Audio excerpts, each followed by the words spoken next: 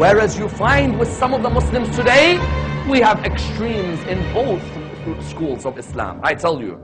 And anytime you see extreme in any school of Islam, know that disunity is a virus in our community. For example, us, the followers of Ahlul Bayt, we have a couple of Maulanas on YouTube. They're from our school. They wear the turbans. One wears a white turban, the other wears a black turban. You find them on YouTube attacking the companions of Rasulullah publicly, cursing with the filthiest language. And the problem is, when a person looks at this on YouTube, he doesn't know the difference between who's really a scholar and who's not. You look and all you see is someone who looks like a Maulana or a teacher or a scholar of the school of Ahlul Bayt, giving the filthiest language, with the filthiest rhetoric. Sayyid Ali Khamenei spoke out against them. Sayyid Ali Sistani spoke out against them. Did they listen? No, no. They come back and reply, if our marja speaks out, we will stop. But considering our marja and Qom hasn't spoken out, we'll continue with this filthy language. I tell you, is this what the school of Ahlul Bayt wanted? This what the school of Ahlul Bayt wanted? That we have people who come and sit on the minbar to attack the companions of Rasulullah? If you have an issue with the companions of Rasulullah, bring your proof. Say that I have issue X, issue Y, issue Z. Have respect for the feelings of your fellow Muslim. Unity does not mean I compromise my belief. Unity means I am tolerant of the beliefs of others.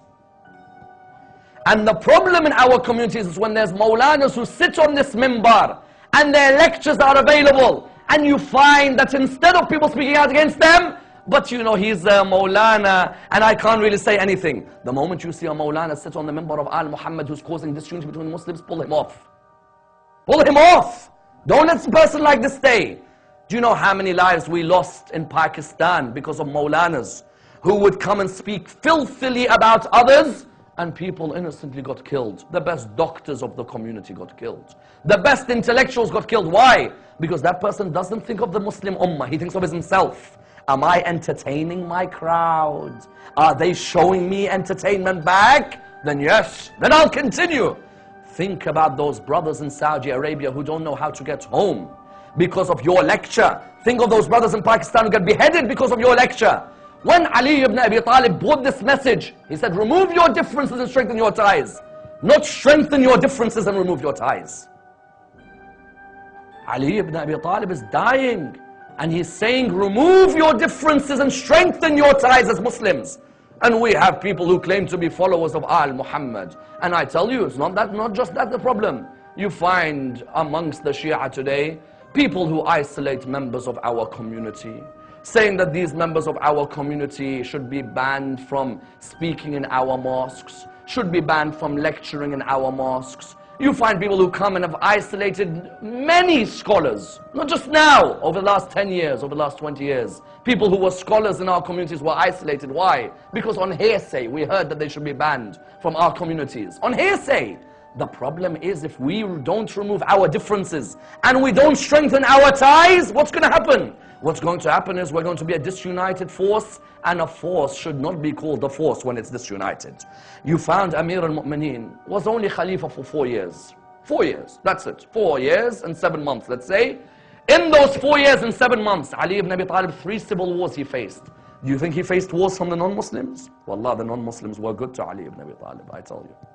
It was the Muslims who fought Ali ibn Abi Talib.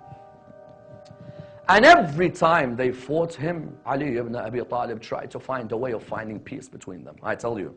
And some of these people who fought him, some of them, not all, some of them, wallah, they had given nothing to this religion. As in, for example, if you were to look, let's say, at the Battle of Jamal.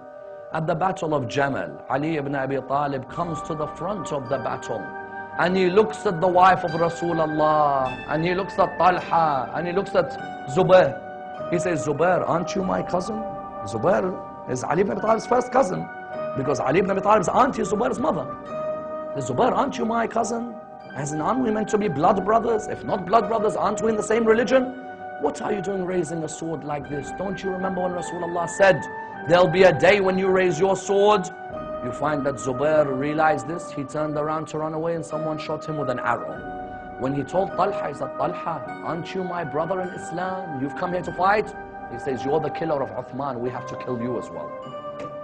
Ali ibn Abi Talib is the killer of Uthman. Ali ibn Abi Talib said Hassan and Hussein to protect Uthman. Yet you find when the envy is there, what can you do? He tells Aisha, O wife of Rasulullah, didn't the Prophet say to you to stay in your houses? Aren't you meant to be the wife of the Prophet? Aren't you meant to set an example? You've come here to lead an army with this many men? She said, you're the killer of Uthman and we will kill you today. And you know how much respect he showed her? Wallah, in the battle and outside of the battle. This man was a man of nobility. The human being didn't understand Ali ibn Abi Talib. Ali ibn Abi Talib, do you know what he said to Malik al-Ashtar? He said, Malik, you see her sitting in her carriage on the camel? He said, yes. He said, take your sword and cut the feet of the camel. Then he turned around to another companion. He said, you, when she falls, I want you to hold her body. Malik al-Ashtar went, he cut the feet of the camel, the carriage fell, Aisha fell from the carriage, the other companion held her body. She turned round and she said, how dare you touch the body of the wife of Rasulullah when you are not mahram to me? The reply was an unbelievable reply. He said to her, Aisha, it is your brother Muhammad, the son of Abu Bakr, who's holding your body. The only person in Ali ibn Abi Talib's army who was mahram to her was the person he sent to hold her body.